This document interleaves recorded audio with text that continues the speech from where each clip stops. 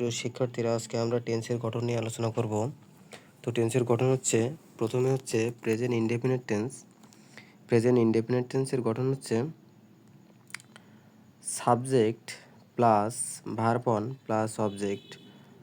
আর present continuous টেন্সের গঠন হচ্ছে subject plus am is are plus verb অনের সাথে আইএনজি প্লাস অবজেক্ট। আর প্রেজেন্ট পারফেক্ট টেন্সের গঠন হচ্ছে সাবজেক্ট প্লাস হ্যাভ অথবা has plus verb 3 plus object.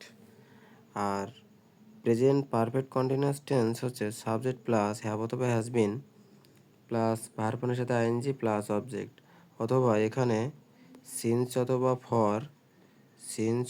For plus হচ্ছে এক্সটেনশন। এরপরে হচ্ছে পাস্ট ইনডেফিনিট টেন্সের গঠন। পাস্ট ইনডেফিনিট টেন্সের গঠন হচ্ছে subject plus verb two plus object.